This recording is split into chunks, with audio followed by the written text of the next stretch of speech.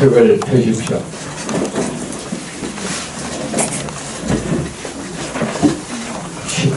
16페이지죠. 16페이지 위에서 둘, 넷, 다섯, 여섯째 줄 부처님께서 사리불에게 말씀하셨습니다. 오늘 여기서 하는 날이죠. 끝까지 읽도록 부처님께서 사리불에게 말씀하셨습니다. 그래도 이 세계의 깨끗함을 보고 있는가. 사리불이 말씀을 드렸습니다. 예세견이시여 이제까지 보고 듣지 못한 부처님의 깨끗한 세계가 지금 모두 나타났습니다. 부처님께서 사리불에게 말씀하셨습니다. 나의 이 세계는 언제나 이렇게 깨끗하지만 사람들을 제도하기 위하여 이르고 깨끗한 세계 보일 뿐이다. 예를 들면 모든 천신이 똑같이 고배로 만들어진 그릇에 음식을 담아 먹지만 그 보떡에 따라 음식의 색이 다른 것과 이와 같이 고적이여 사람의 마음이 깨끗하면 이 세계가 공덕으로 장엄된 모습을 본다. 부처님께서 이 세계의 깨끗함을 나타내 보이신 그때 도적이 그들이 온 장작의 아들 500명이 모두 존재의 참모습을 깨달아 흔들림이 없는 마음을 얻었습니다. 그리고 많은 사람이 모두 가장 높은 깨달음을 향하여 마음을 일으켰습니다. 부처님께서 신통을 거두셨습니다. 그러자 세계가 이전의 모습으로 돌아갔습니다. 이에 모든 사람은 조건에 의해 만들어진 모든 존재의 겉없음을 알고 번개를 멀리 버리고 존재의 참모습을 보는 깨끗한 눈을 얻었습니다. 그리고 8,000명의 비구는 모든 것에 대한 집착을 버리고 번개가 없어져 걸림없는 자유를 얻었습니다.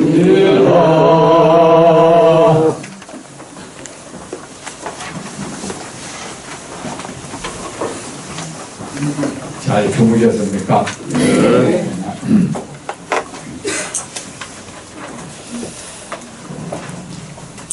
여러분 모두 대단하십니다.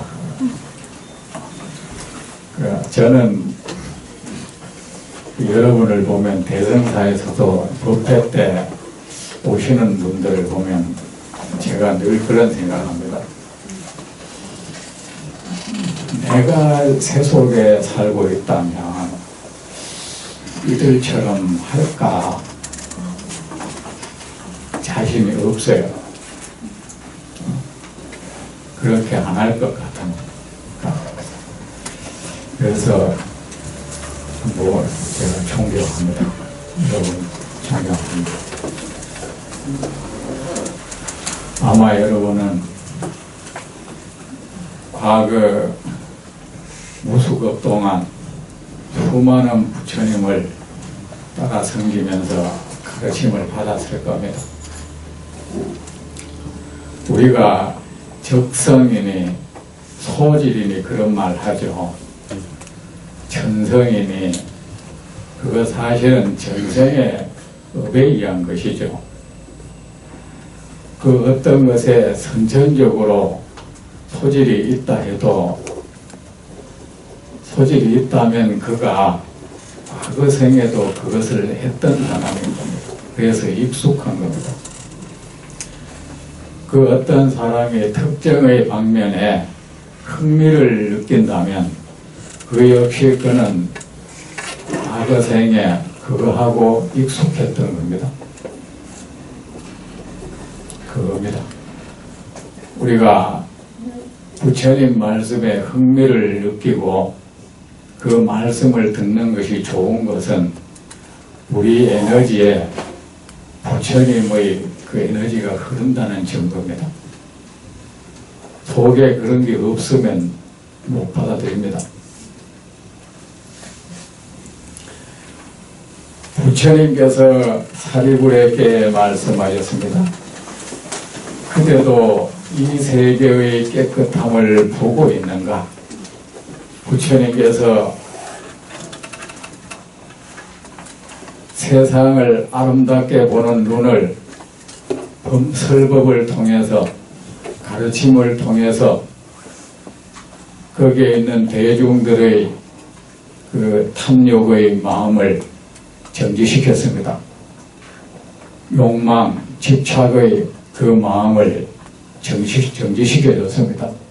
그것이 정지된 가운데 그때 모든 대중은 그때까지 본 적이 없는 아름다운 세상을 보게 되었죠. 이제서 이 세상은 이렇게 아름답구나 알게 되었습니다. 그리고 그 자신들도 이 세상이 법의 연꽃으로 보였고 그 자신들은 모두가 내가 바로 이 법의 연꽃에 앉아있는 사람이구나 하는 걸 깨닫게 됐죠. 얼마나 행복하겠습니까? 그죠? 여러분, 모든 행복은 말입니다. 세상을 아름답게 보는 데서 시작되죠. 세상이 추하게 보이는데 내가 행복할 수는 없죠. 그대도 이 세계의 깨끗함을 보고 있는가? 사리부리의 말씀을 드렸습니다. 예, 세존이시여, 이제까지 보고 듣지 못한 부처님의 깨끗한 세계가 지금 모두 나타났습니다. 저는 지금 이 세상의 깨끗함을 느끼고 있습니다. 이 세상의 깨끗한 모습으로 저에게 보여지고 있습니다. 이 세상은 결코 더럽지 않았습니다. 제가 세상을 잘못 봤습니다. 저에게 이 깨끗함을 볼 수 있는 눈이 없었던 탓입니다. 깨끗한 세계가 지금 모두 나타났습니다. 여러분은 어떻습니까? 이 세상을 살면서 정말 저 가슴 깊은 곳에서 세상에 대한 세상의 아름다움을 찬탄하는 노래가 저절로 흘러나온 적 있으십니까? 그리고 이 아름다운 세상에 살고 있는 나,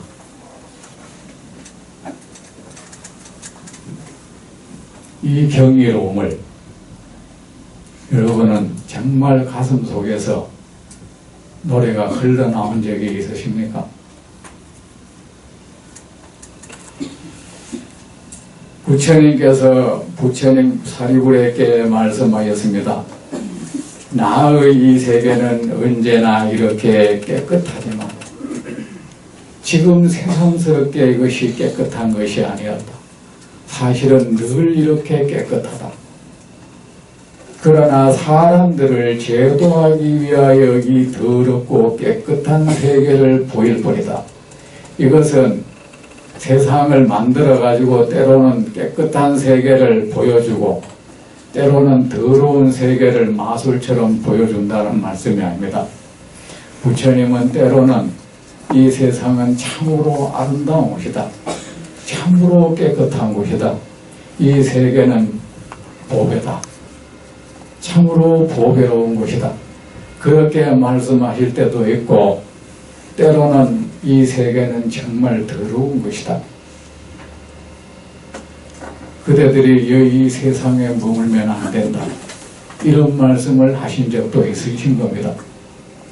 왜 그런 말씀을 하시냐 하면은 부처님의 모든 말씀은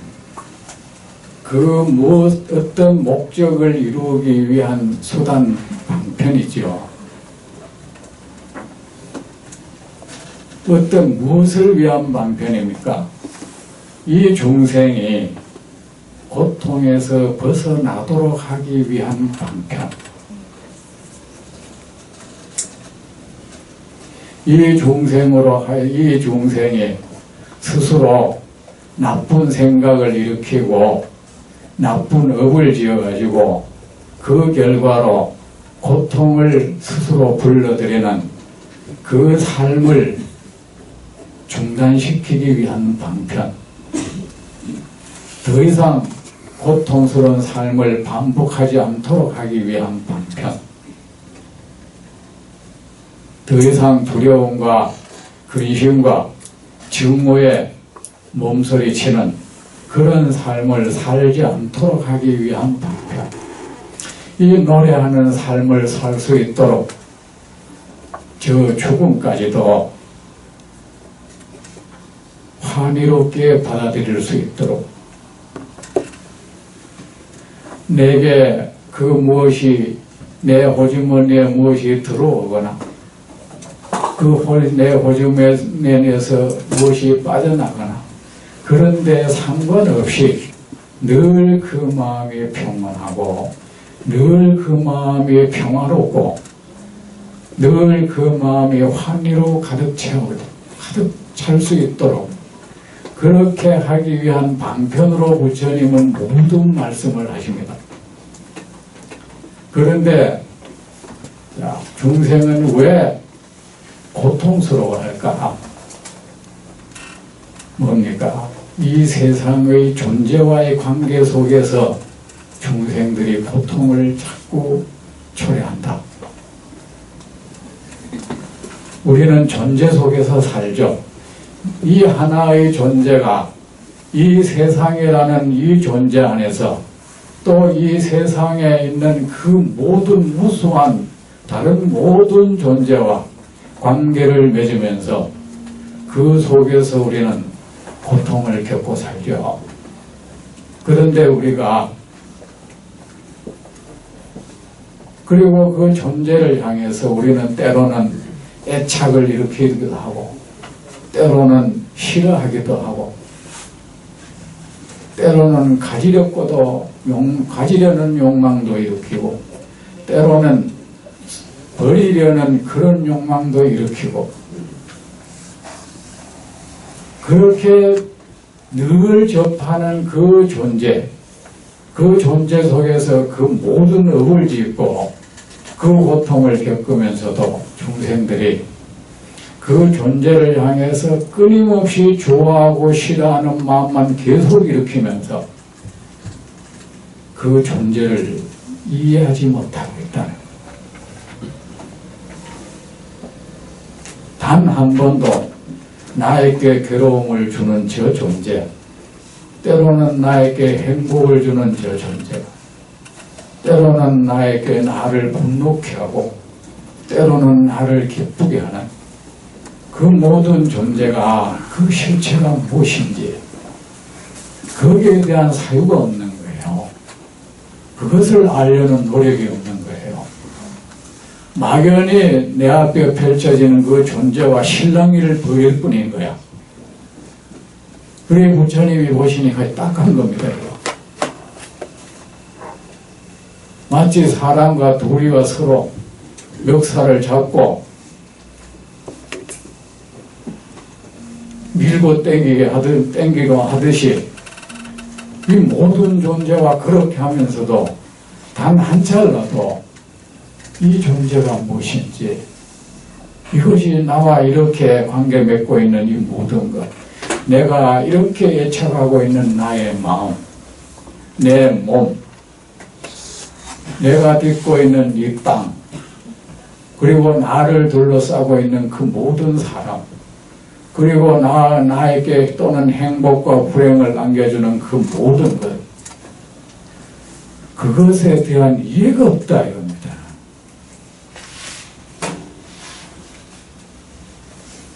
우리의 삶의 이 안타까움이 여기에 있는 겁니다.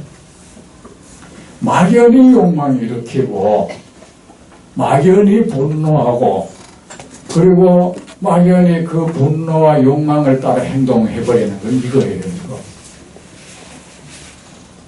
그러니 부처님께서 저 모든 중생들, 그래서 부처님은 중생에 대한 미움이 없는 겁니다.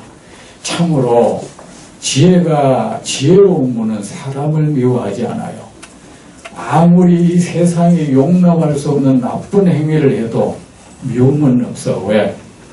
저가 왜 저렇게 하고 있는지를 알고 있거든요. 공통점은 있습니다. 그 경계에 홀려가 있는 상태예요. 홀려서 제정신을 잃어버렸어. 어떤 사람이 돈 때문에 범죄를 짓는다면 그가 돈에 홀려버린 거예요. 불쌍하지 않습니까? 더 정확히 말하면 그 돈이라는 물건에 그 사람 의식이 제압당해버려요. 얼마나 불쌍합니까? 여러분, 극악한 범죄를 짓는 사람일수록 마음이 굉장히 여립니다. 약합니다. 그래서 그들을 제가 교도소에 옛날에 좀 다녀봤습니다. 그런 사람일수록 개인적으로 만나면 정말 마음이 부드러워요. 온몸에 문신을 하고 온몸에 칼자국을 하고 사람들에게 공포심을 주기 위해서 노력하는 그들, 사실은 그 마음이 약하기 때문이에요. 누가 나를 얕볼까봐 겁나는 거예요. 그래서 겁나 보이려고 이렇게 노력하는 거예요. 자기 스스로 자기 몸에 칼자국을 내가면서 이렇게 하면 사람들이 날 얕보지 못할 것이다. 날 보면 겁낼 것이다. 이거 얼마나 안타까워요. 그래서 그들을 개인적으로 만나보면 정말로 마음이 약하고 눈물이 많아. 마음이 약하니까 어떻습니까? 어떤 경계에 쉽게 제압당하는 거야. 그 물건이 끄는 대로 끌려가는 거예요. 몸도 내가 힘이 없으나 누구한테 꽉 잡혀가 그가 끄는 대로 딸려가는 거 아닙니까? 사실은 극악한 범죄가 그런 겁니다. 힘도 없는 거죠. 속에서 어떤 욕망이 일어날 때 그 욕망을 제어할 수 없는 힘이 없는 거예요. 얼마나 불쌍해요. 우리는 그것을 제어할 수 있는 힘이 있는 거예요. 스포츠 경기를 보면 근육도 힘도 나게 하지만 때로는 제어 능력도 있어야 되죠. 투수가 공을 던지는데 스피드도 내야 되지만 내가 던지고 싶은 곳에 던지기 위해서는 이 근육이 그거를 제어하는 능력이 있어야죠. 배구 선수가 스파이크를 할 때도 자기 팔의 그 작용을 제어를 해야 공이 멋대로 날아가질 않죠. 그런데 기운이 빠지면은, 근육에 힘이 빠지면 공 제어 능력이 떨어지죠.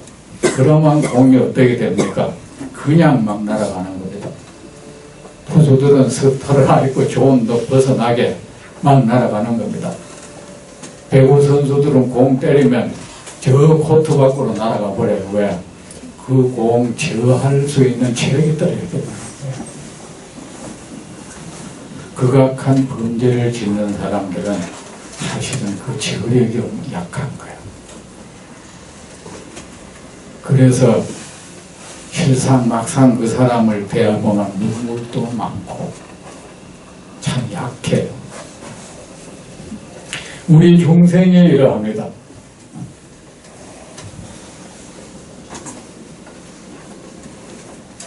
사실은 우리 중생이 다 이런 식이에요. 그러니까 부처님이 마냥 안타까워하는 겁니다. 안타까워하고 불쌍해하고 슬퍼하고 저 중생이 왜 저러나? 왜? 그 중생이 앞에 그 경계에 홀려버렸거든. 그 존재를 이해를 못하고 있거든. 자신 몸에 대한 이해도 없고 내 자존심 하면서 그 마음 작용에 대한 이해도 없고 앞에 자기를 때로는 거스르고 손하기도 하는 그 외부 존재에 대한 어떤 이해도 없는 거예요. 그러면서 그냥 속에서 일어나는 이 욕망 따라 움직여버리는 그 제어할 수 있는 힘도 없는. 그래서 부처님께서 끝없이 부처님은 이 존재를 그대의 몸, 어떤 사람이 내 앞에 왔다. 첫째, 그대라는 사람은 일단 내 주장을 하잖아요. 저 사람이 부처님 나를 괴롭힙니다. 저 사람이 내 돈 떼먹 뻗습니다. 저 사람이 나를 업신여깁니다. 부처님 이 분풀이 어떻게 하면 좋겠습니까? 저 사람이 내 말 안 듣습니다. 왜 나는 이렇게 돈을 못 법니까? 나는 왜 이래 하는 일마다 잘못됩니까? 나는 착한데 왜 사람들 나는 업신여기죠? 전부 이 나를 얘기한단 말이야. 그죠? 그러니까 부처님께서 첫째 하는 게 우리 자신의 존재를 이해시켰어요. 그대가 그렇게 주장하는 것, 그렇게 내세우고 있는 그대 자신이 무엇인지 알고 있나? 그대의 몸에 대해서 그대는 무엇을 이해하고 있는가? 그저 병들까봐, 늙을까봐, 주름이 생길까봐, 죽을까봐 전전긍긍하는 그대 몸을 그대는 얼마나 이해하고 있는가? 그대는 그대 몸이 무엇인지 전혀 이해도 못하면서 그냥 그 몸을 붙들고 애지중지하고 있지. 그리고 그대는 걸핏하마 저 사람이 내 마음을 다치게 했다. 내 자존심을 짓밟았다. 내 마음에 든다. 저 사람은 내 마음에 안 든다. 그런 말을 하면서 그래, 이 세상 모든 존재의 중심에는 그대가 있지. 이 우주, 이 드넓은 세상의 중심에 그대가 있지. 이 세상 모든 사람들은 그대를 중심으로 세상이 돌아가고 있지.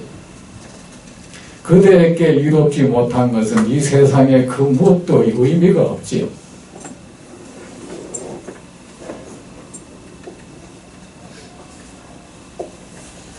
그런데 그대는 그대의 몸, 그대의 마음에 대해서 얼마만한 이해를 하고 있느냐. 그래서 부처님께서 첫째 하신 게 우리의 몸은 어떤 것이고 우리의 마음은 어떤 것이다. 마음이라는 존재, 이 몸이라는 존재에 대한 이해를 시키는 말씀을 하였습니다. 하시고 그 다음 번째 하신 게 우리를 둘러싸고 있는, 우리에게 우리가 관계를 맺고 있는 세상 모든 존재들에 대해서 또 이해를 시키는 말씀을 하였습니다. 그것들이 어떤 것이라는 것, 그래서 이것을 설법이라고 합니다. 설법은 존재 이야기입니다. 법은 존재입니다. 존재에 대한 가르침, 존재에 대한 말씀, 존재 이야기, 이것을 설법이라고 합니다. 그런데 이 중생들이 일단은 이 세상을 아주 집착이 많은 중생에게는, 애착이 많은 중생에게는 그 애착심을 버리도록 하기 위해서 이 세상은 더럽다고 말씀하십니다. 우리 이 몸에 대한 애착을 없애주기 위해서 그대의 몸은 참 더러운 것이라고 말씀을 하십니다. 그리고 어떤 사람은 이 세상을 끝없이 비난하는 사람, 이 세상은 더럽다고 저주하는 사람, 세상을 증오하는 사람, 그들을 위해서 어떻게 합니까? 이 세상은 아름답다고, 이 세상은 깨끗하다고 그렇게 말씀하십니다. 이게 바로 중생을 제도하기 위해, 제도라는 것은 뭡니까? 고통에서 벗어나는 거죠. 고통에서 벗어나도록 하기 위해서 때로는 이 세상은 더럽다고 말하고, 때로는 이 세상은 깨끗하고 말한다. 예를 들면 모든 천신이 똑같이 보배로 만들어진 그릇에 음식을 담아 먹지만 그 복덕에 따라 음식의 색이 다른 것과 같다.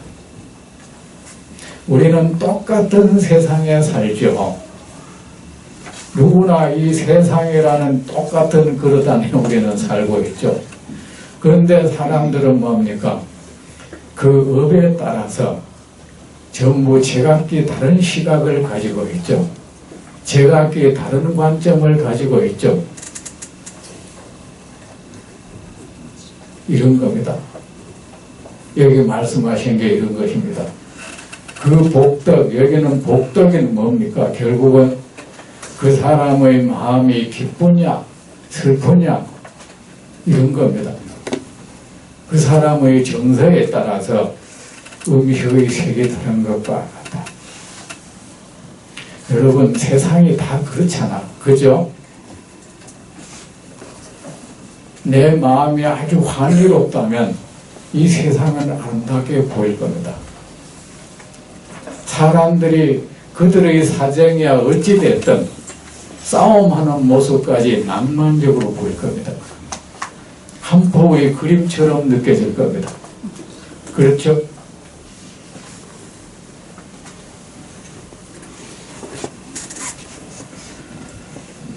이와 같이 보적이여 사람의 마음이 깨끗하면 이 세계가 공덕으로 장엄된 모습을 본다. 어떻게 해야 깨끗합니까? 집착이 없어져야 깨끗하죠.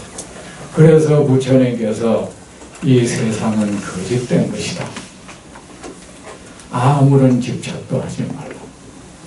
이 세상으로부터 얻어진 그 모든 것 거짓스러운 것이다. 그대는 이 세상으로부터 때로는 행복을 얻을 것이고 또는 불행을 얻을 것이다. 그거 참으로 거짓스러운 것이다. 그거 정말 무상한 것이다. 그대가 행복하다 하는 것은 한 조각 오색 구름을 안고 있는 것이다. 그 구름 참으로 무상하다. 거짓스럽게 이를 데 없다.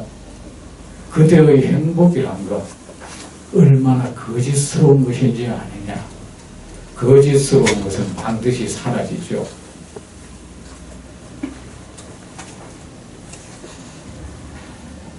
또 그대가 안고 그대가 불행하다는 것은 그대가 지금 먹구름을 안고 있는 것이다. 그 먹구름 또한 얼마나 거짓스러운 것이 거짓스러운 것인지 아느냐. 그리고 그대가 불행하다고 하는 그 느낌, 그 느낌은 그 거짓스럽게 이룰 데 없는 구름덩어리를 향해서 일어난 느낌이야. 그 감정, 그 느낌이 얼마나 거짓스럽고 무성한지 알아야 돼. 그러니 너를 그대를 행복하게 하는 경계에도 취하지 말고 그대를 불행하게 하는 그 경계에도 빠져들지 말라. 그건 거짓스러운 것이니까.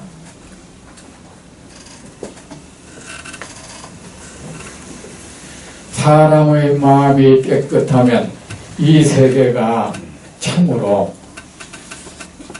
거짓스럽다는 것을 알고 모든 집착이 떠나고 모든 번뇌가 모든 탐욕이 떠나고 그래서 그 마음이 깨끗해지면 깨끗한 마음이란 거 여러분 달리 없습니다. 이 현재 나를 괴롭히는 이 마음 때로는 누구를 미워하고 나를 고통스럽게 하는 이 마음 그런 감정들이죠 사실은. 그런데 감정 빼고 마음이란 거 있습니까? 서양의 마음을 다루는 이 사람들은 마음을 감정과 이성으로 나누죠. 그런데 이성이라는 거 그거 사실은 상당히 추상적인 개념이에요. 우리가 무엇을 성질 안 나 있는 상태가 이성인가? 우리의 모든 마음은 특정의 경계를 향해서 일어나는 거예요. 평온한 마음도 역시 어느 상태, 어떤 대상을 향해서 일어나는 거예요. 우리는 평온하면 그걸 이성적이라 그래요. 역시 감정입니다. 느낌이죠. 감정은 느낌이죠. 마음의 실체라는 건 없는 겁니다. 그렇게 때로는 괴로워하기도 하고 때로는 슬퍼하기도 하고 때로는 누구를 미워하기도 하고 때로는 누구를 좋아하기도 하고 때로는 격동치기도 하고 회오리를 일으키고 소용돌이를 일으키고 때로는 평온하기도 하고 이게 우리를 감정이라 하죠. 근데 마음이라는 게 이것 떠나서 뭐가 있습니까? 없죠.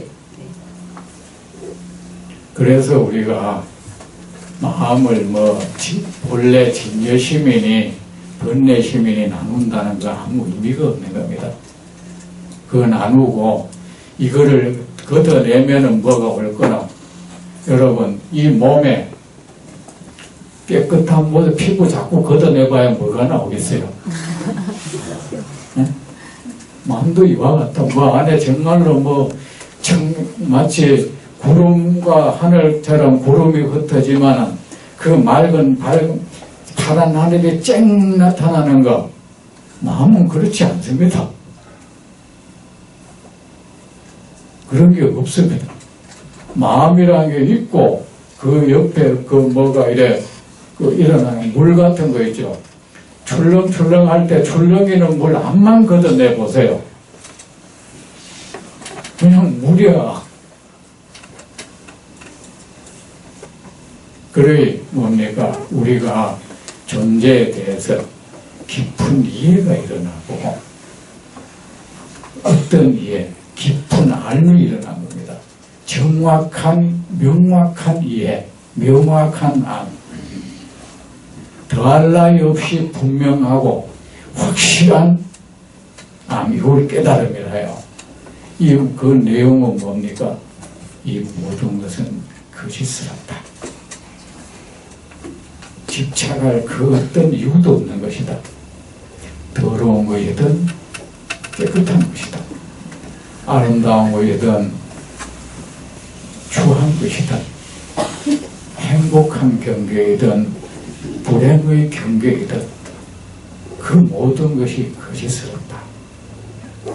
이걸 알면 헛개비가 앞에 뭐가 이래 있어도 여러분 마술하는 사람을 보면 우리는 이미 그것은 거짓된 경계라는 걸 아니까 그냥 즐기고만 있을 뿐이죠.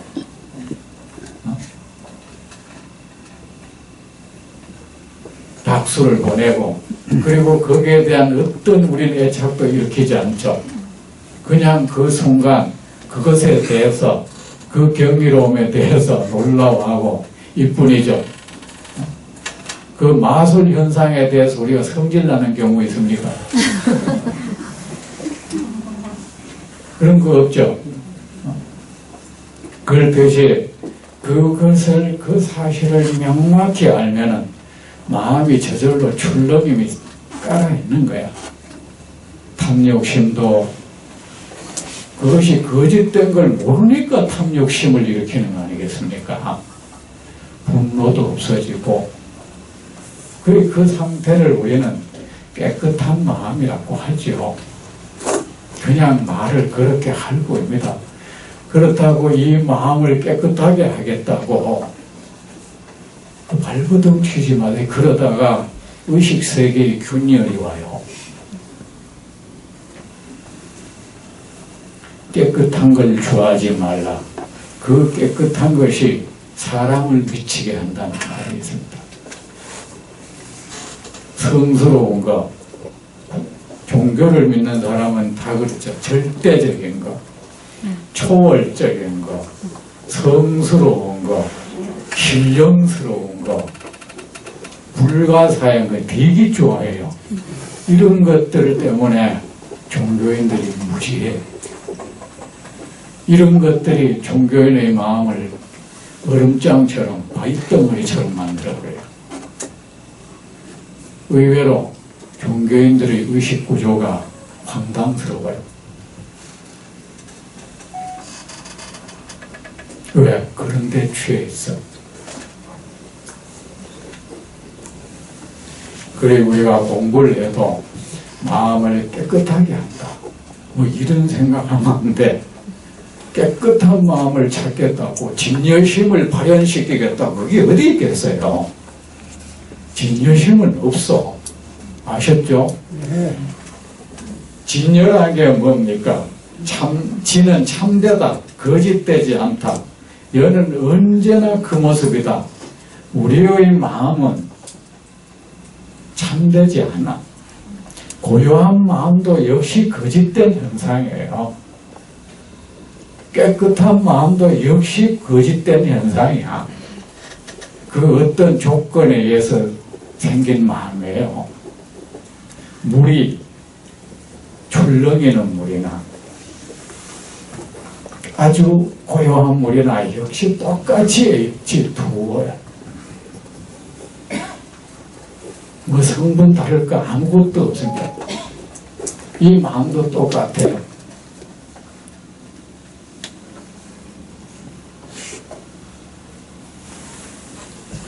그걸 진여심이라는 것은 뭡니까?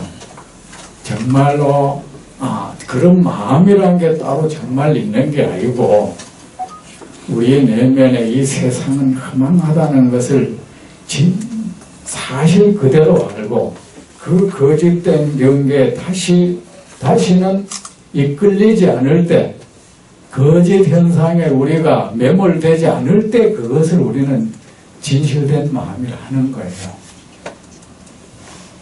그러면 거짓된 그 현상에 매몰되지 않으면 이 마음은 늘 평온하겠죠. 그거를 여여하다 그럽니다. 그런 마음이 따로 있다 생각하고 뭐 참선이나 이런 걸 통해서 그 마음을 발현시키겠다고 그래가지고는 온갖 개념 다 붙이죠. 그 진여심이라는 것에는 우리의 개구즉찰교 설명을 하면은 곧 그르치고 모양도 없고 색깔도 없고 현재 우리의 이 생각 이 범위를 벗어나 버렸고 초월적이고 아이 보세요. 지금 있는 이 생각이 지금 그리고 있는 건데 뭐가 초월적이에요. 맞지 않습니까? 아니 지금 이 마음이 지금 그걸 갖다가 이래 상상을 했는데 무슨 초월이야. 그냥 이 생각 속에 그 소나기에 들어있는 거죠. 초월적인 거, 뭐 깨끗한 거, 성스러운 거, 그런 거 그냥 좋아하지 마십시오. 사람이 그러다가 보면 위선스러워지기도 해요. 현재의 이 삶은 물론 그런데 개념을 탁 만들고 이런 건 어떤 것이다, 그것을 얻기를 희구하면은 그 경계에 갈 겁니다. 그런데 그거는 환상적이었다. 환영에 들어간 거예요. 자기가 만들어 놓은 세계예요. 그 그리워하다가 남녀가 서로 그리워하다가 꿈속에 만나는 거하고 똑같습니다.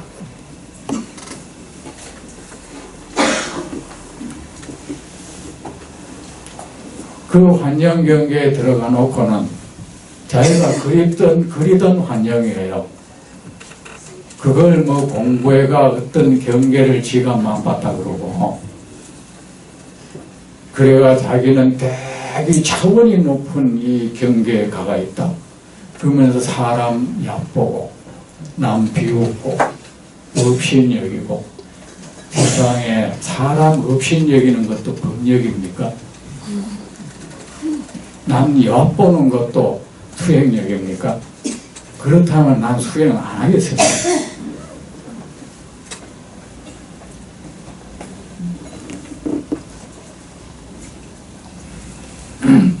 그렇게 공부를 하면 됩니다.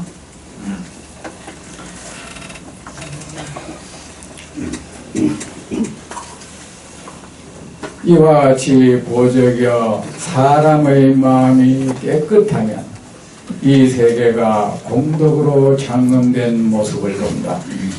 참으로 그대가 이 세계가 거짓되다는 이 사실을 명확히 알고 그대의 마음에 있는 그 어떤 탐욕도 일으키지 아니하고 미움과 애정이 사라지면 그대의 마음은 늘 평온할 것이고, 그대의 마음이 평온하면 이 평온한 물에 비친, 강에 비친 이 산야는 늘 아름답죠.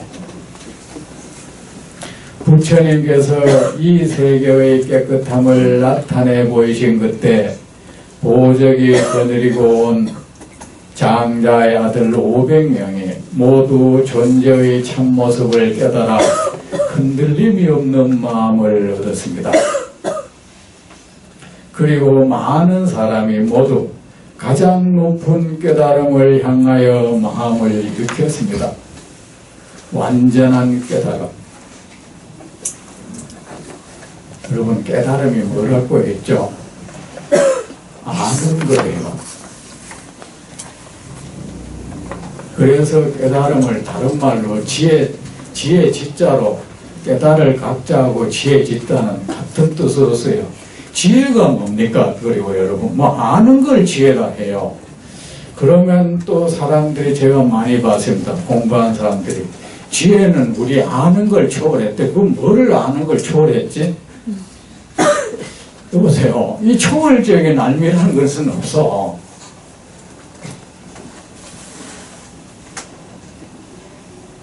세상 모든 현상에 대해서 명확히 아는 것, 그 아는 걸 우리는 지혜롭다 그래요.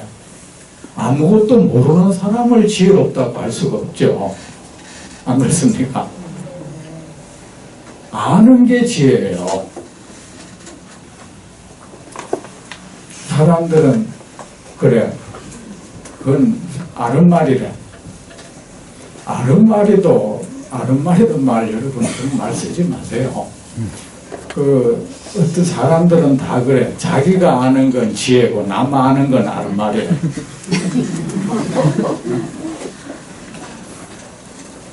남이 아는 건 전부 표피적인 것이고 지가 아는 것은 근본적인 거예요. 그렇죠? 아는 걸 1 더하기 1은 2라는 사실을 아는 것, 이것이 지혜예요.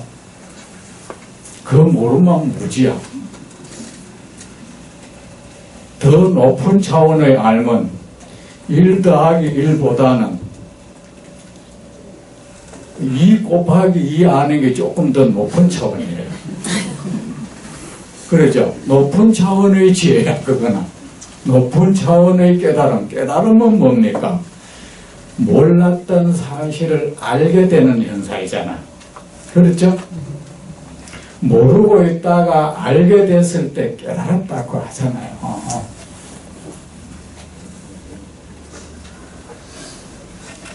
그리고 그 아는 것이 명확할 때 그 깨달음은 그 완성도가 높은 깨달음인 거죠. 우리가 아는 걸 초월했다는 말 하지 마세요. 아는 겁니다. 어떻게 아는? 우리 여러분도 어느 정도의 깨달음은 얻었죠. 그죠? 그렇잖아. 깨달음의 내용은 뭡니까? 대상이 있어야 될까요? 뭘 깨달았다. 부처님은 말씀은 나는 이것을 알았다고 했습니다. 무엇을 알았습니까? 세상의 모든 것은 거짓되다는 것을 알았다. 이거야 부처님이 안 게 결국은. 이 세상 모든 것은 무상하다는 이 하나의 진실된 사실을 알았다. 이것을 알고 나니 그것을 명확히 알고 나서 완전한, 그래서 부처님은 어떤 경우에는 깨달음을 완전한 지식으로도 표현해서 완전히 알게 됐다. 속속들이 내 마음 폐부 깊숙이 골수에 사무치도록 내 마음세포의 머리끝부터 발끝까지 모든 마음세포가 그것을 알아버렸다. 그것을 명확히 알고 나니 나에게서 그 모든 집착이 사라져버렸다. 두려움도 사라져버렸다. 왜? 죽음이란 것도 결국은 헛개비 현상이라는 걸 알아서 그의 두려움도 사라져버렸어. 어떤 미움도 사라져버렸다. 애착도 사라져버렸다. 나를 괴롭히던 그 모든 요인이 사라져버렸다. 나를 두려움에 떨게 했던, 나를 분노케 했던, 나를 슬프게 했던 그 모든 원인이 사라져버렸다. 그 인연이 나는 더 이상 내가 고통에 처할 수 있는 그 조건에 난 처해 있지 않다. 나를 괴롭히는 모든 조건이 없어져 버렸다. 그 조건 핵심이 뭡니까? 세상이 거짓되다는 이 하나의 사실을 몰랐다는 거예요.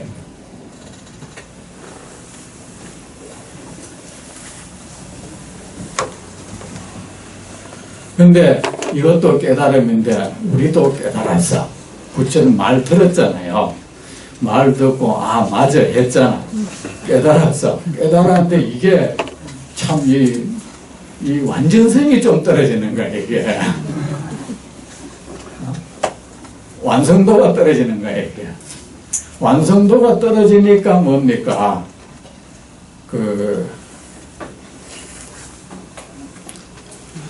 누가 영양학자 그러는데 콩도 맹단백질이 많지만 소고기나 이런 고기에 있는 단백질에 비해서 그러면 단백질을 구성하는 또 요소들이 있을까요? 그런데 콩에 있는 단백질은 좀 불완전한 단백질이라는 거야. 그런데 그 콩에 하나 부족한 게 쌀에 있다네. 그래서 쌀에 콩을 남으면 좋다는 거야. 이 진짜 이제 그 영양학자가 그랬어 저한테. 그러면은 하나의 똑같은 비타민도 똑같을 거예요. 하나의 영양소도 그것을 이루고 있는 게 불완전한 걸 먹으면 여기에 및 좋은 그 공헌도도 떨어지겠죠.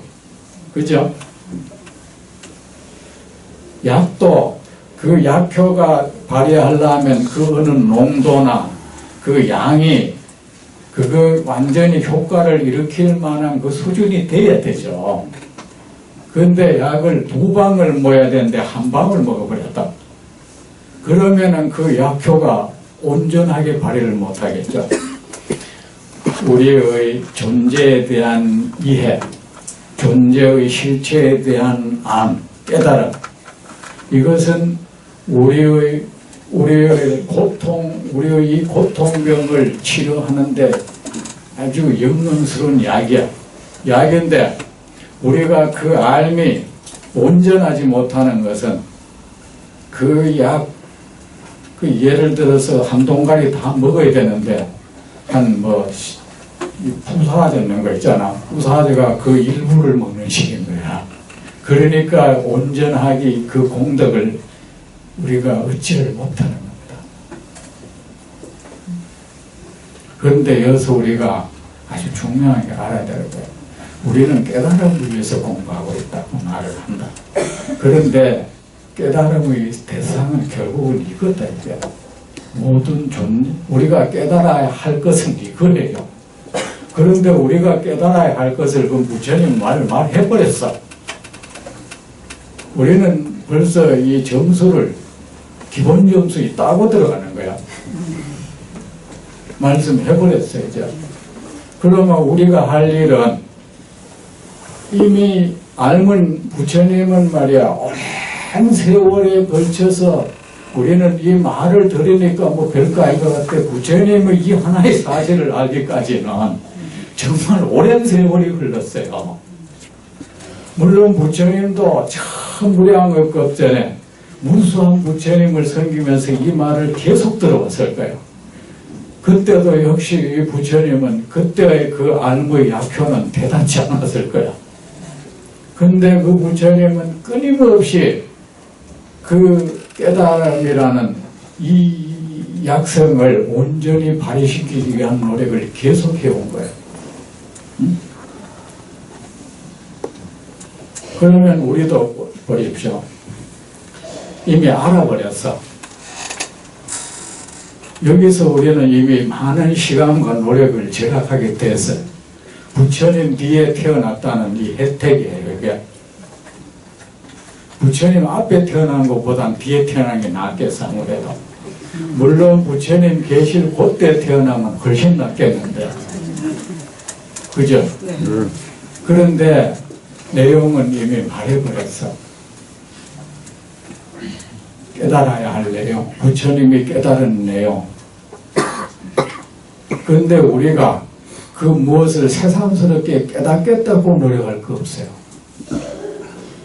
우리가 할 일은 이것을 계속해서 그거를 그렇습니다 하면서 받아들여 가지고 이 알무의 영역을 키워가는 거예요. 알무를 확장시켜가는 거예요.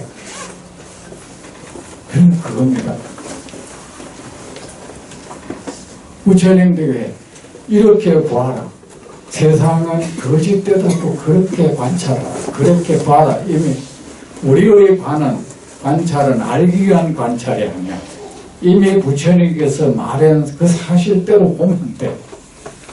사실대로 받아들이고 그걸로 그냥 그렇게 이해하기 위해서 노력하고, 그러므로 해서 계속 약을 계속 먹어주는 것밖에 없어요. 약은 이미 개발되어 버렸습니다. 우리는 충실하게 그 약을 계속 복용하는 것만 합니다.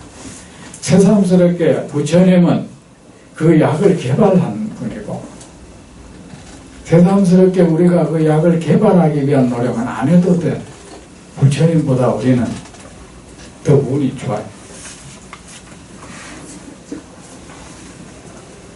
그거 하기 위해서는 우리가 계속 부처님께서 이렇게 관하라.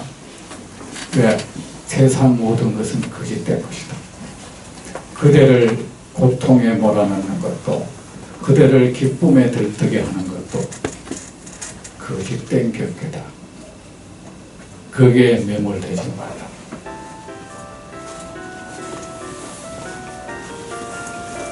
그대로 하여금 우쭐거리게 하는 것도, 그대로 하여금 의기소침하게 하는 것도, 그대로 하여금 열등함을 느끼게 하는 것도, 그대로 하여금 우월을 느끼게 하는 것도, 그 모든 것은 거짓스러운 것이다.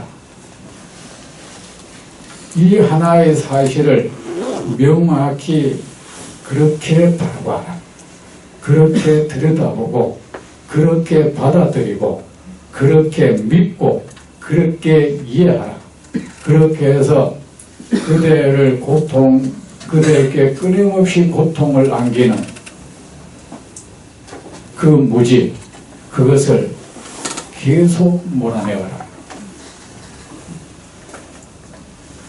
그런데 우리가 할 일은 원래 이거예요. 이건데, 자, 근데 이게 또 현재적인 뭐 이런 삶 속에서 이게 잘 안 되는 거야, 이게. 그죠? 그래, 그게 말은 들었지만, 뭐, 이 사람이 내 지금 돈은 말이야. 내 지하철에서 내가 좀 앉으려는데 저 사람 앉아버렸어. 가만. 제가 먼저 지하철에서 이런 걸 봤습니다. 그 노인 이런 자세가 있는데, 한 분이 먼저 앉으려 하는데 뒤따라온 분이 그거 내가 봐놨다는 거야.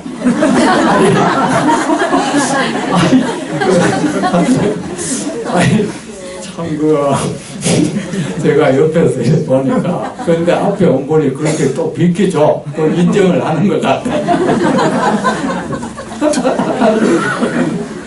그런 경우 있죠. 여러분도 그런 적 혹시 있을 수 있겠어? 우리 어릴 때도 사실 그랬습니다. 아마 저건 뭐 밤주로 간단 말이에요. 아마 밤 보면 저건 내 봐놨다는 거야. 그리고 어떤 욕심이 나든 여기 있는 거 내가 다 봐놨다는 거야. 그런데 아이들 세계에서는 그 룰이 또 통해. 맞죠? 네.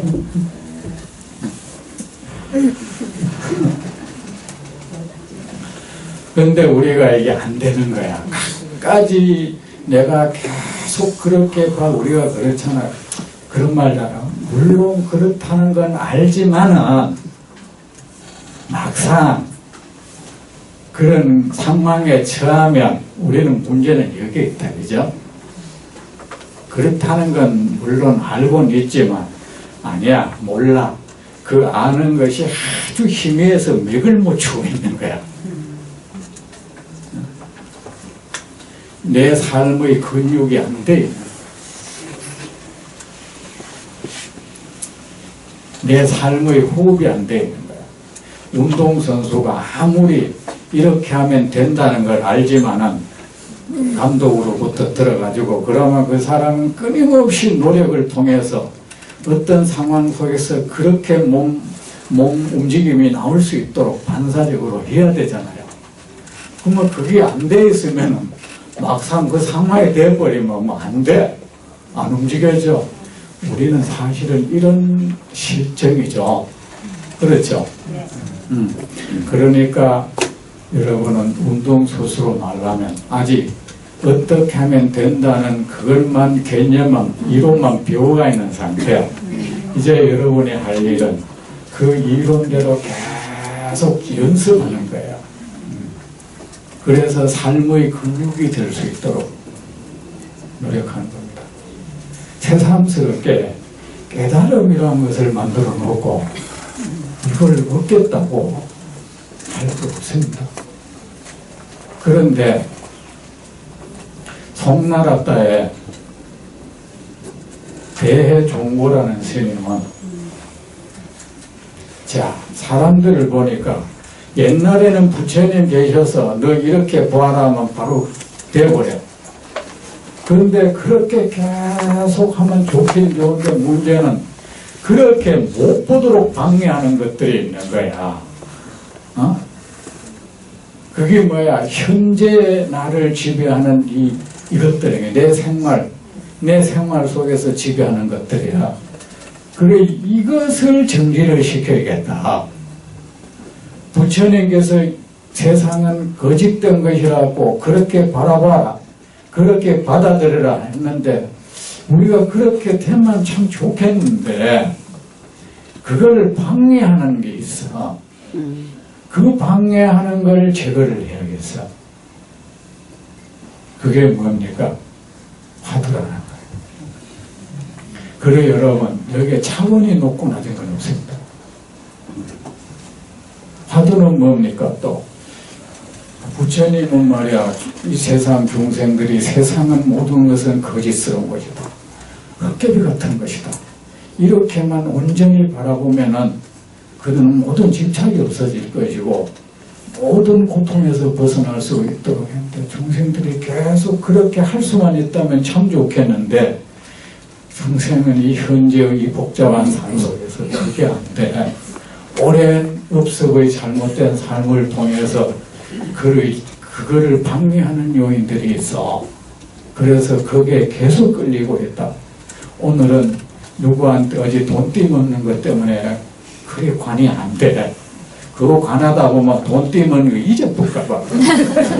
그러면 돈 정말 못 받게 되면 어쩌지. 우리는 정말로 우리를 고통 속에 몰아넣는 노력을 지도하게 해요. 왜 미운 사람을 계속 떠올리죠? 마치 그 사람 잊어버리면 내가 억울해질 것 같아. 아니 자기 고통스럽게 안 하는 게 그게 억울한 거야. 결국은. 그래서 잊으면 안 돼. 그걸 잊을 수 없지 않아서 계속 그 사람은 계속 자기를 고통 속에 몰아넣는 거야. 그 사람은 나를 그렇게 비비고 이미 갖고가 없는 사람을 계속 앞에서 몇 달 동안 나를 그렇게 때리도록 만들고 있는 거야. 그리고 그렇게 하는 것이 계속 현재화 시키는 거야. 그 행위를. 아이, 우리는 정말 왜 그런 짓을 하는지. 여러분도 그렇게 많이 하죠. 안 지워져요. 그래. 아니야. 안 지워지는 게 아니고 여러분 가만히 돌아보고 안 잊으려고 노력합니다. 잊으면 내가 손해보는 것 같아요. 여러분, 내가 그를 미워하는 동안에 우리 장사를 아마 남는 장사 해야죠. 그 사람 단꿈에 젖어 있어요. 내가 그의 미움 때문에, 그에 대한 미움 때문에 잠을 못 자고 있는 동안 그는 지금 아름다운 꿈나가 얘기했다고. 내가 왜 손해를 이렇게 봐야지?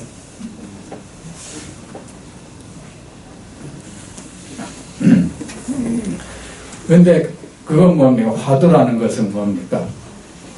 그렇게 보는데 방해가 되는 그 요인들을 차단시키는 거야. 그게 화두입니다. 그 뭐야? 뭐 이것저것 나를 그렇게 하는 요인이 막 여러 군사로 떼거리로 몰려오잖아. 그렇죠? 네. 떼거리로 몰려오고 이것들이 계속해서 번갈아 가면서 다른 모습으로 계속 오는 거야. 그만 내가 그걸 단편적으로만 한번 물리치면 그 보인데 이게 계속 몰려오니까 안 되겠어. 이것을 처리할 장치가 있어야겠어. 그 처리 장치가 화두는 아셨죠? 여기서 알아둬야 될 거 있습니다. 화두를 타파한다는 것은 맞지 않는 말이야. 그걸 함으로 해서 내가 부처님께서 우리에게 당부하신 세상 모든 존재의 그 실체를 제대로 볼 수 있는 눈을 갖는 겁니다. 아셨죠? 그걸 가지고 뭐 우열을 가리고 이거는 더 높은 차원이다 이건 없습니다. 그렇게 한다면 그 사람은 잘못 이해하고 있는 겁니다. 그런 마음으로 수행하면 잘못된 거예요. 그러니까 뭐 부처님 말씀대로 관이 좋으냐 그건 없어. 여러분이 만약에 정말로 참 그런 능력이 있어서 나는 부처님 말씀대로 그렇게 잘 세상 존재가 그렇게 잘 받아들여진다 하면 와도 필요 없어. 그럼 그게 안 된다면 차선책으로 하더라도 해야 돼요. 아셨죠?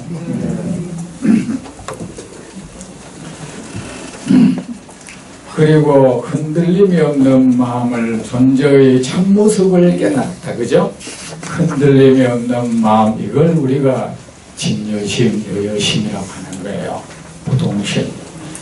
그리고 여러분 그 무생법인 이런 거 들어봤죠? 그게 법인이라는 게 흔들림 없다는 뜻이에요. 그리고 많은 사람이 여기 전문 용어란 거 없어져 버렸잖아. 저는 이 전문 용어의 그 허상을 제가 알거든. 허세스러워. 의사들요, 날마다 근육이라고 하면 될 걸 족저근이라고 해.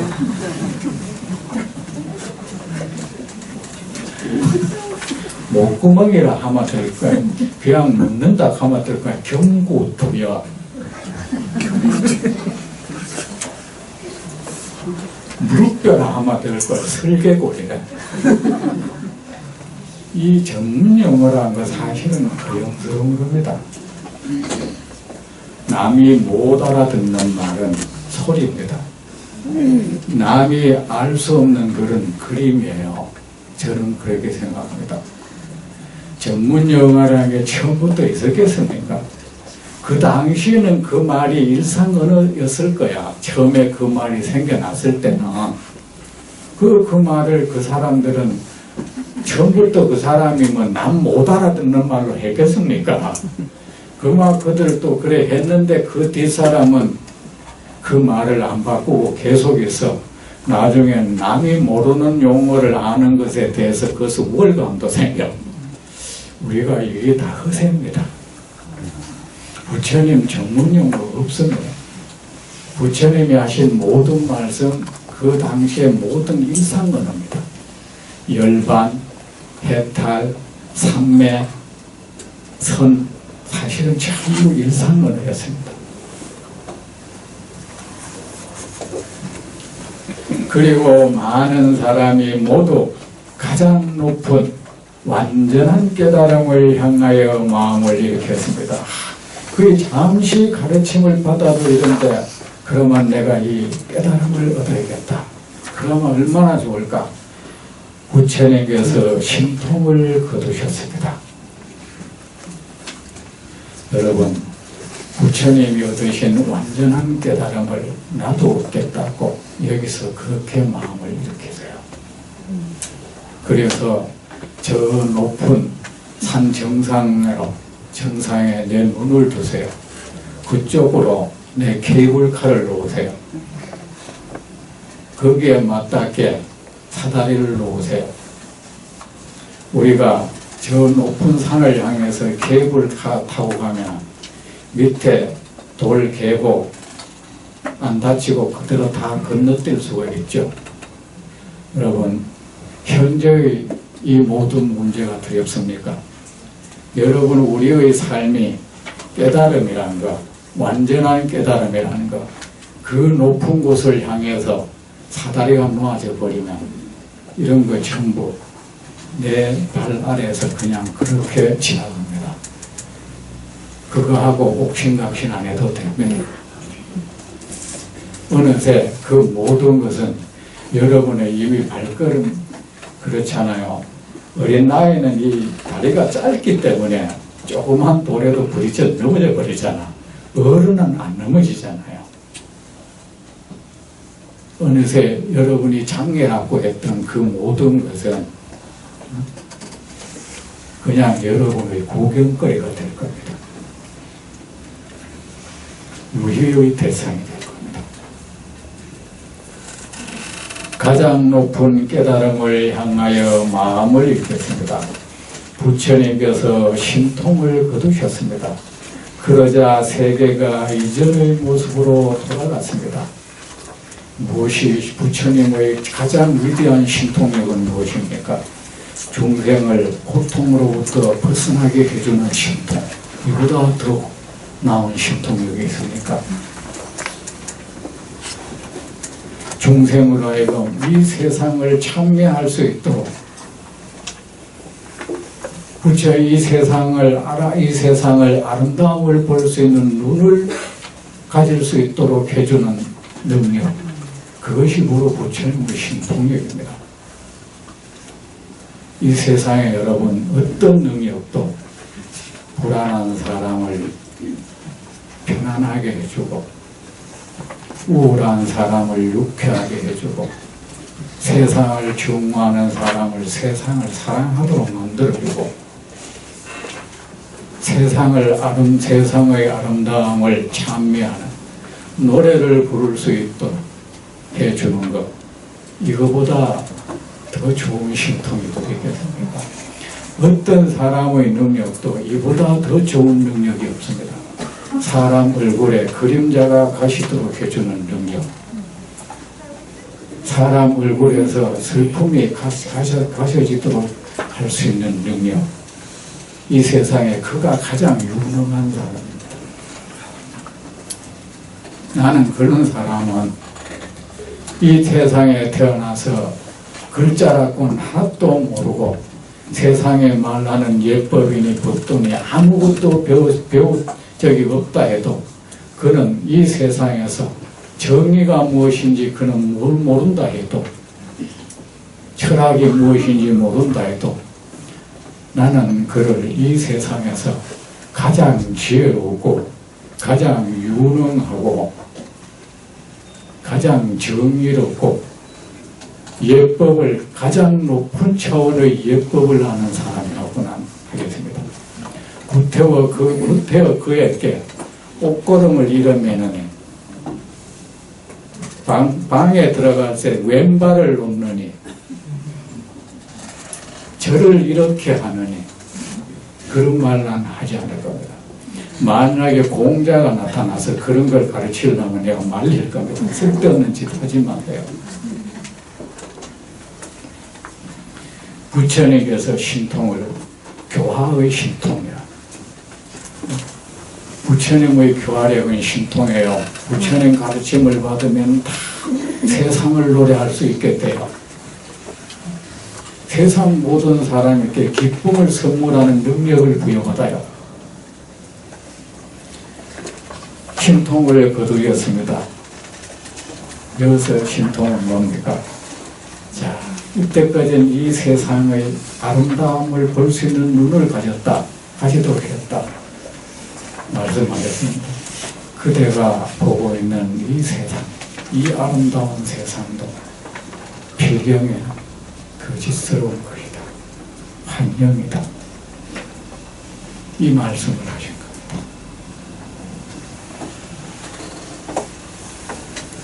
세계가 이전의 모습으로 돌아갔다는 것은 도저히 참매할 수 있는 상매할 수 없는 그 모습으로 돌아갔거나 다시 이 세상은 더럽다고 말을 하기 시작했다.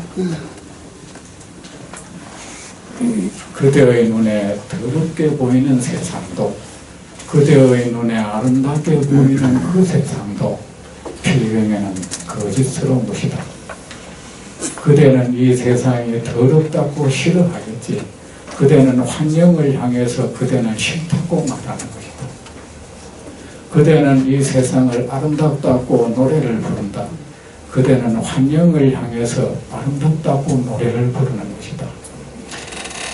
아름다운 환영이든 보기 흉측한 환영이든 그 환영에 매몰되면 죽는다.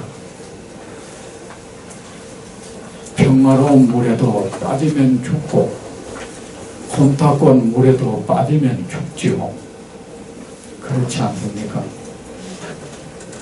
황금으로 코를 막아도 숨 못 쉬고 죽죠.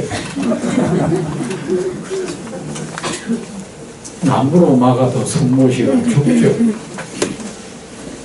황금으로 눈을 문질러도 눈은 다치죠. 똑같은 것입니다. 그러자 세계가 이전의 모습으로 돌아갔습니다. 이에 모든 사람은 조건에 의해 만들어진 모든 존재의 덧없음을 알고, 여러분 이걸 어떻게 이렇게 번역하냐 합니까? 전부 인연으로 일어난 모든 것, 인연법, 유의법, 이 세상 모든 것은 조건에 의해서 만들어졌죠. 이 세상 모든 것은 거짓돼서 어떻게 증명되는지 압니까?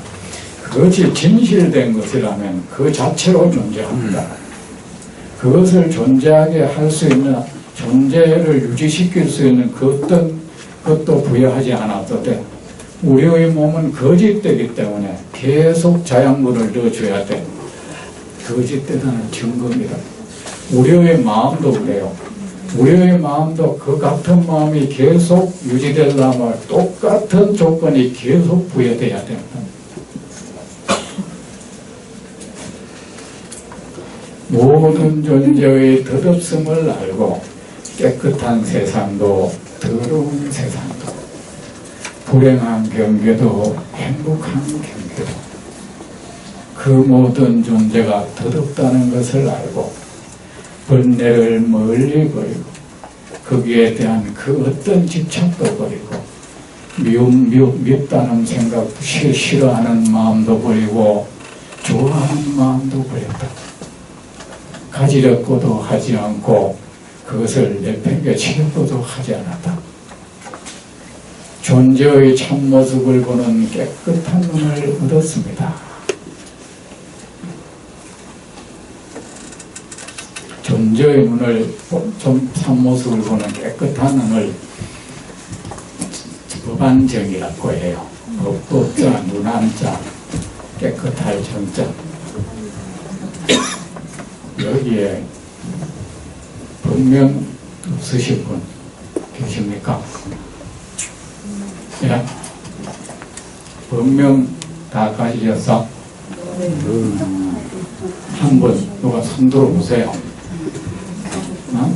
손드는 것도 왜 남 보고 들어요?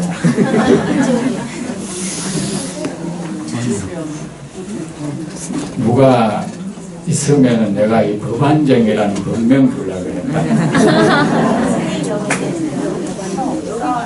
아, 보살님 법명을 법안정이라 하세요.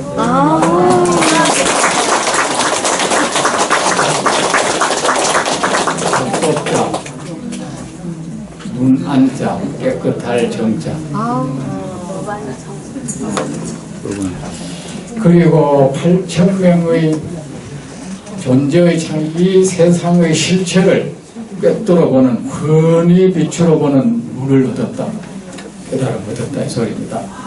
그리고 8,000명의 비구는 모든 것에 대한 집착을 버리고 이제 알았으니까 집착 없어지겠죠.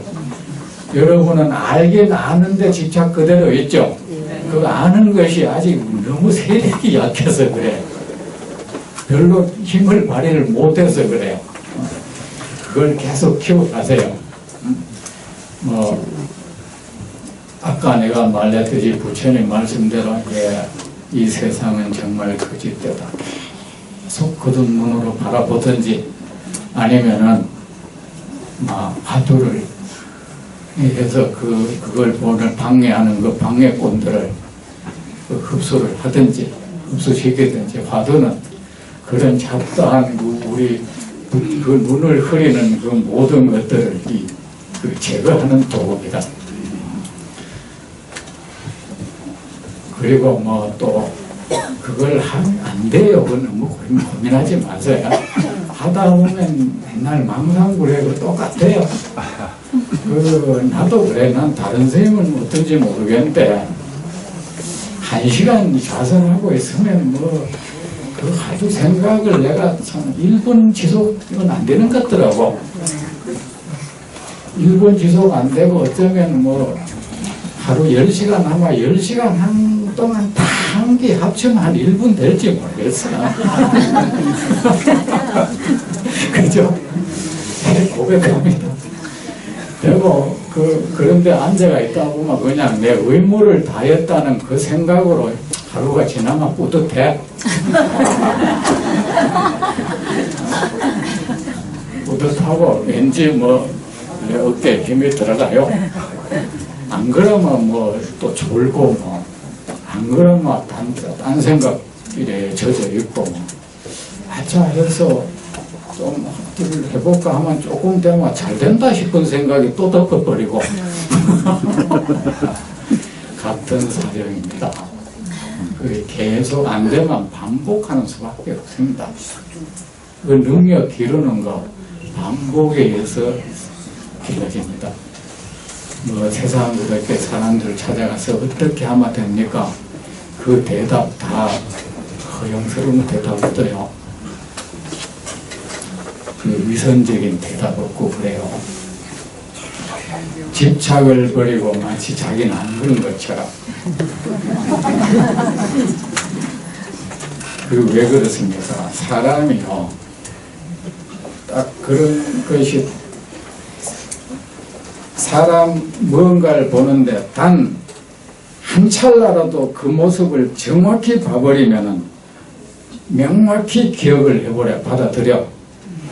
우리가 정말로 그 관을 그렇게 계속 관찰을 하든 화두를 하든 정말 그것이 딱 순간적으로 그것이 수독되고 딱 되면 그것이 하는데 그 정말 화두 일념이라는 거 그것이 지속될 거는 2초도 필요하지 않아요. 사실은 1초면은 남고도 남아요.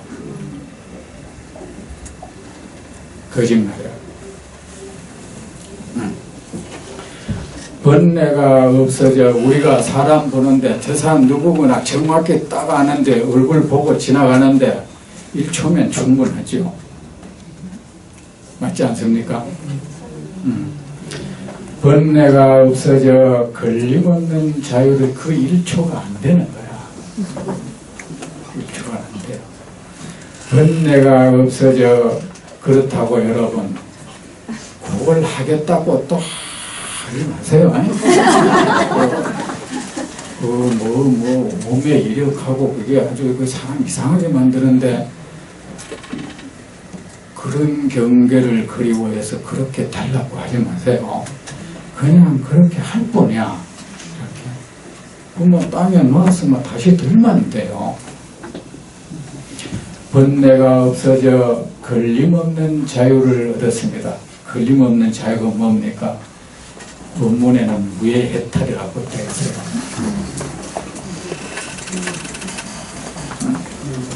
해탈을 얻었습니다. 이렇게 해서 거기에 있던 모든 대중이 부처님의 교화를 입어서 깨달음을 얻어서 한량없는 평화를 얻고 한량없는 환희를 얻었습니다. 그리고 한량없는 자유를 얻게 됐습니다. 여러분도 이제 그렇게 될 겁니다. 이미 씨앗은 여러분 존재 속에 심어졌다. 그거 키우기만 하면 됩니다. 부처님이 계속 걸음을 뿌려 드릴 겁니다. 어디 가서 어떻게 하면 되느냐고 묻지 마십시오.